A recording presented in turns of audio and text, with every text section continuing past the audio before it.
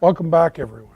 Welcome back. Yeah. So, This one I'm really excited about because anytime I think we can help our realtors and provide that roadmap, like it's getting past that inertia point. What's going to create that momentum? What's going to get us off our butt? So let's make it easy for them. So these are the top 7 things you need to start doing for your business right away. And they're simple to do. simple to do, but they're so powerful. So Yep. top 7 things you need to start doing in your business right now. Get on it. David, kick us off. Number 1 to me always is clean up your database. Every year you have to spend some time. This is a good time to be doing it in January because you're going to reach out to these people all year long. So you've got to clean it up and purge. There are going to be people on there that for whatever reason are no longer in your list. They've moved, they've done something, you've lost track. If you can't find them, get them out of there. Don't waste your time on them. Focus on your best ones that you have available. Absolutely. And update contact information. You might Absolutely. have multiple files for people. Like, it just becomes a bit of a mess. Plus, maybe you entered someone into Matrix because you were on a hurry, Yep. and now you need to get them back into your central database program, whether you're using Prospects or Google Contacts or Top Producer, anything else. I don't care what database program you use, just use one. Even if it's a mailing label system off an Excel Absolutely. spreadsheet. If you've got something and you follow it, it will work. But your Absolutely. database has to be accurate. Okay. People change phone numbers, they change emails because they changed companies and you haven't updated. Always reconfirm. It's just a really easy Ford call. The reason I called today is all the events that we have, the stuff that's coming up, I want to make sure I can reach you accurately. Obviously, the phone number's good because we're talking right now, Yep. but have there been any other changes? Here's what I have. Another way to do your database too is if you just say, you know what, I am going to do, and this will actually fall into the next one. Let's show number 2 because we're going to combine the 2 here. So contact all your clients by March 1st. And when I use the word clients, I'm actually talking about your sphere of influence. I'm not talking about past clients. And I don't care necessarily what you talk about. Now, inevitably, people's like, oh, well, what's new with you? And you're like, oh, well, you know, I'm in real estate now, or, you know, the year is kicking up, so we're starting to see some real estate activity, if you're experienced, whatever it is. And people inevitably ask, oh, how is the market?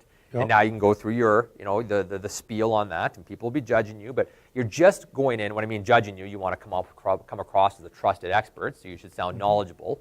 But you need to be able to contact people, have something of value, and maybe say, hey, the reason I'm contacting is I did want to get you signed up on this Happy Home contest. Can I send you out the link, or can I go ahead and enter you into the contest? And then, you know, do you want me to do it next month too? And you can talk to them about that, or it's another reason to touch base. But while you make that phone call, you can also just be like, oh, you know, I don't think I have your current address, and we're going to be doing a Stampede party. I'd love to mail you out some tickets. Or we do some seasonal campaigns, whatever it is. While you're making those contacts, you can get them done. If you have 150 people in your database, which we say most people do, that's typically the average, set to do 10 a day. 10 a day for 5 days a week, and now you've contacted, you've got the database up to date, you've made it a manageable amount, and over the course of 3 weeks, you will have contacted everybody by March 1st, and you will have your warm list, which we've talked about in the past on our business tracking grid, totally full. Because when you ask questions like, how's the family, how's things at work, you're going to be listening for change in their life, and it's a huge opportunity to get involved. And every once in a while, you're going to call someone and you'll be like, you know what, David, it's so funny you just called me. You know, there's a house that's just listed about 3 blocks over. I'm curious. You know, do you mind just sending me, you know, what it's listed for? Or, you know, we were just talking. You know, do you think now is a good time to sell? Or should we wait till the spring? Or do you think we should be renovating, and which renovations are going to produce the most value for us? Out of the blue. A leading RE company, I use this stat all the time, it's so important. Track their last 300 transactions. 90% of the transactions came from a recent interaction. Yes. You did something to reach out, and it produced a transaction. Either A, they loved living in their house, they'll be there forever, they're not planning on moving. Thank you for the Happy Home contest. You know, Lindsay, you sold us the best house ever. And then all of a sudden they're at work the next day and someone says something and they're like, you got to talk to my friend Lindsay or my friend David. And that's it. So number 2 is contact all your clients by March 1st. Absolutely critical. Now, a key for that is okay, I'm going to do it. How do I get that time? Yeah. We start doing 10, and somebody goes, oh my God, 10 phone calls. One, follow the Ford rules, 3 to 5 minute conversation. If it needs to go in depth, make an appointment phone time or an appointment to meet face to face if they really want to get more in depth. Respect their time and get that done so that you can also make your other 9 calls Right. that you need to schedule. And that would bring us right, I think, into number 3. Number 3. Top 7 things to do. Number 3 is, David? Time block lead generation. If you don't plan the time and make the time and commit to it, you will never make the phone calls. Absolutely. When I'm interviewing some of the realtors that we're looking to hire and I flip over my calendar and I'm showing them, and in there are my blocks of time where I work on my systems for working with realtors that I've met that maybe they're on my warm list, they may be moving, the brand new, the career inquiries we get in, and they might be a year away because they're at this point just thinking of the course, but that doesn't matter. Get in flow with them now. We did introduce them into our systems and training early on, and we get great qualified realtors right out of the gate. You need to do the exact same thing. If I didn't build that time, it would not happen. We've always got this stuff going a million miles an hour around us. You got it. If you don't carve out that time, you won't do it. But if you carve it out and commit, and then somebody phones you and you need an appointment, you can look here and say, well, I have time here, here, and here. Yeah. You don't say, well, I can't meet any of these times because I'm going to my kid's school play. I've got my time blocked to phone people, all of these things. It's still, these are the times I'm available. Yeah. We focus to the positive and find something that works. But carve out the time. So let's show a sample calendar here. Yeah. So here's a calendar, and I know that's too small for you guys to see. You guys can click on the right-hand corner and go full screen if you want to see this. But basically on Sunday, one of the things we're saying is you need to do 2 to 4 hours of lead generation every single week. I also like to spend at least 2 evenings a week with pure family time and 1 full day off per week as well. So on Sunday here, 12 to 3, you're doing an open house. Monday and Tuesday, 9 to noon, is lead generation. If you're new to the business, 4 hours a day of lead generation. Yep. If you are, and you're out there door knocking for your open houses, you're dropping off flyers, inviting people to your open houses for the following weekend, you're contacting your past clients, you're doing some coffee appointments. Wednesday, you're taking off. I don't like taking anything midweek or at the beginning or end of the week off. And then Thursday, you're back at it, but now you had a training course in the morning, so your lead generation is back to the evening. And then now you can go ahead and have a look. So if you're brand new, 4 hours, if you're so busy that you're so busy servicing business, you still need to do 2 hours a day. You need to offload the other tasks that you can't do to somebody else, and then, or that are lower income per hour tasks. And otherwise, if you don't do that, your warm list is going to be empty and you're not going to have any business in the future. You'll close some deals and then you're going to be looking to the future. So you need to, depending on everywhere they're at, 2 hours of generating business might be tweaking your AdWords campaigns. If you have a team, it might be networking with some builders and doing things like that and planning getting new campaigns out there. Or it's touching base with your database, calling your past clients, things like that. All of that is in that 9 to noon stuff. So time block in your lead generation. Absolutely. Love it. If you don't do it, it won't happen. And one more quick piece on that. We talked in our Get Your Real Estate Mind Right, and we'll get that video posted up for you guys. But you got to identify your structure of your day or the environment that you're in. Because if you're at home and your kids are like running around and stuff, you're trying to do this, there's no way. Set yourself up for success. Get out of home. Come into the office, or make sure you have a closed door, or your kids can go to daycare in the mornings while you get this stuff done. It's so important that you set yourself up for success. Take all your notifications and turn them all off on your phone. Close all your emails. Okay? Set yourself up for success in your environment, and track your calls. Have a spreadsheet that has all your clients, and you're going to get through all of them by March 1st. Just check them down the list as you get through them all. Yep. So many good things. All right, let's talk about number 4. Keep this moving on because we've got 7 things to go through.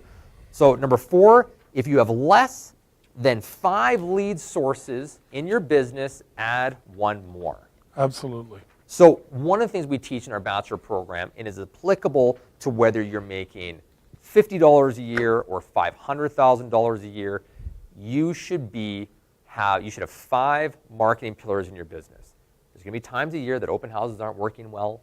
There's going to be times in where maybe some calling or your website leads aren't working quite well, or there isn't a lot of networking opportunities happening. As soon as one kind of falls off, you need to diversify your assets basically in terms of your marketing pillars and your streams of income as a result of that. So you need 5 marketing pillars that are going on. So let's take a look at what we're talking about here. So we've got a slide that shows our marketing pillars. And this is everything that you can do in real estate. David, let's take it through just really quickly, just read through some of these. Open houses, your database, referral systems, cold calling, door knocking, repeat clients, strategic alliances. So just one thing on strategic alliances, builders, banks, relocation companies. Yep. Possibly lawyers, if they can refer you. Anyway, they can refer you, like dozens of transactions each year. Use them, do partnerships together, create events together, those kinds of things. Yes. Realtor referrals, so work through systems that we have when you're at conferences. Build your own personal network. Yep. Network with some commercial realtors who, people here in real estate, oh, do you sell residential? No, I don't sell residential. I do 100% commercial. Yeah, exactly. To get those referrals. They're quite happy to accept a check from you, and you're quite happy to get 75% or 65% because no work to start that up. Farming, your personal networking systems, seminars, direct mail, email, website, social networking becoming so much more and more prevalent. Yep. Some of the things we've got coming down in the first quarter to help them out will be great. Personal marketing, your advertising. Yep. Starting to use things like Google AdWords, getting into Facebook advertising. Even that's with very small budgets can still be very effective. Oh my gosh, a simple boost of a post can make big differences sometimes.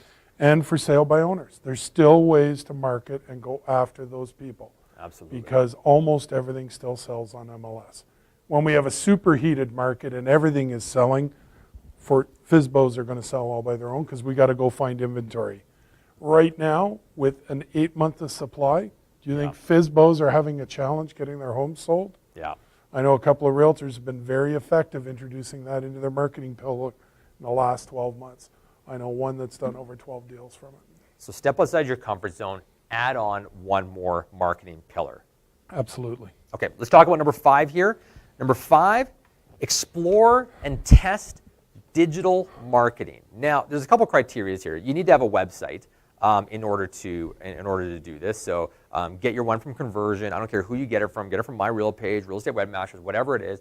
And I'm not talking about a huge digital campaign of trying to get massive lead generation. I'm not talking about landing pages and squeeze pages and things like that. I'm saying go and Google Facebook advertising and read through it. Google advertising and read through it. It's very simple. They want your money. They're going to show you how to do it. There's no magic to this. And I want you, if you've never done this, to create one ad. We got this great article and template database that you guys can post up articles on. You guys can just do a search for Tuscany on your website and say the hottest new listings in Tuscany here. People click, you paste that link and they get taken to your website on the Tuscany search page. That's like a squeeze page, but it's so simple. You just take them over and direct traffic there. Get yourself out there, learn a new skill, and start doing something with online marketing. Your happy home contests, things like that. You guys can go in and just get some exposure, and you need to learn how to use the internet. Because how many of your clients do you think are on their mobile devices and on their laptops or their computers or on the internet sometime throughout the day? How many?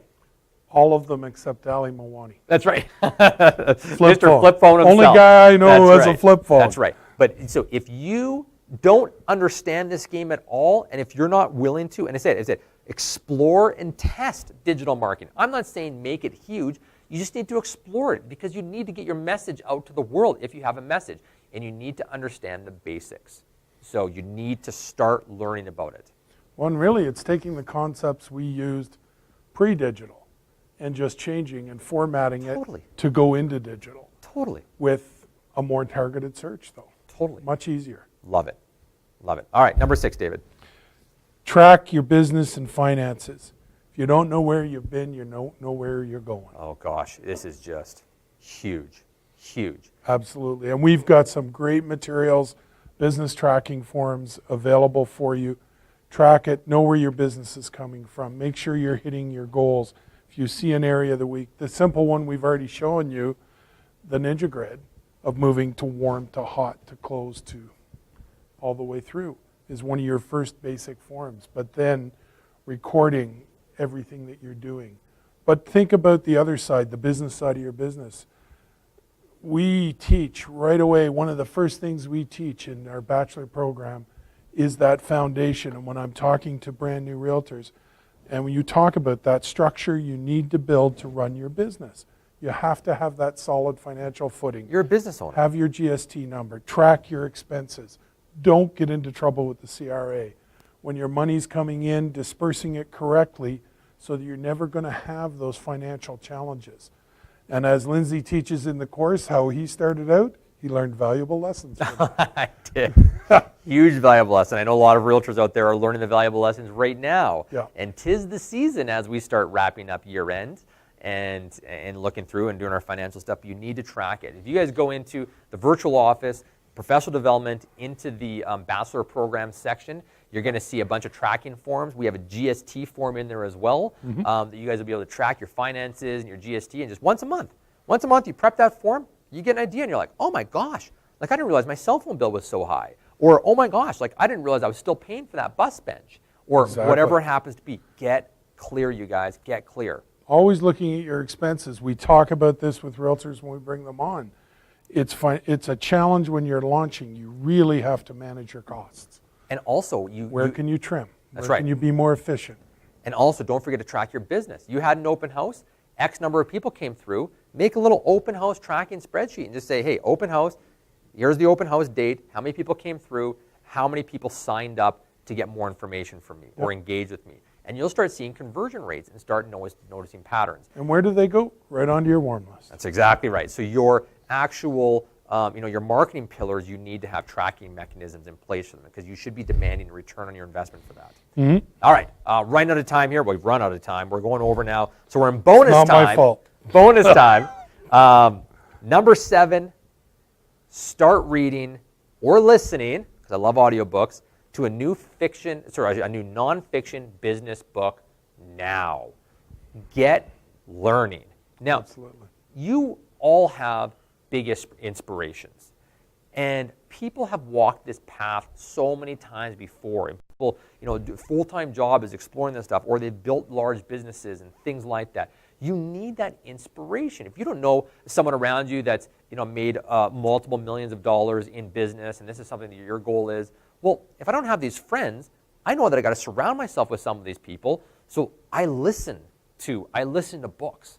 And that's the way that I do it. And then I'm always inspired. Ninja says every single morning as part of your morning routine, you should listen to something inspirational or read something inspirational. And maybe you have a book that you spend and read 15 minutes of a piece of the book. And it's amazing how much content you'll go through. You'll get through at least a book a month. And if you're listening to it, you might get through a book every 2 weeks or a book a week, depending on how much time you spend in the car.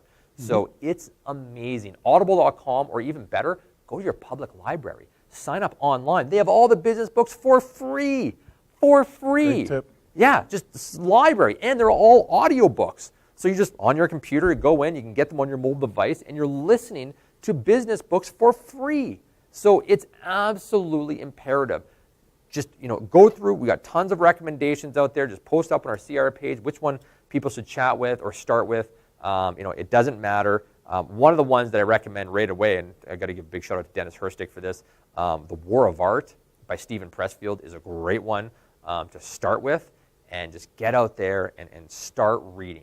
Okay, you're gonna naturally. What do they say? Like in the next 5 years, will be exactly the same as they are, except for the people we meet and the books we read, or something like that. Yep. And that's it. So got to get out there and meet people and read some books.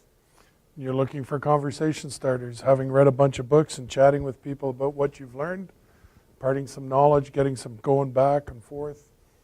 Awesome. Helps build those bridges. Awesome. Ladies and gentlemen, that is your 7 things that you need to start doing ASAP in your business.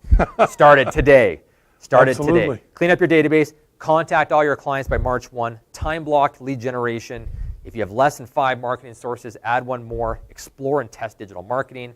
Track your business and finances. Start reading and listening to a new non-fiction business book now. Number 8, be kind to your managers at CIR. David, thank you so much for coming on and giving Thanks us for your having me time. on. It's good to be back on.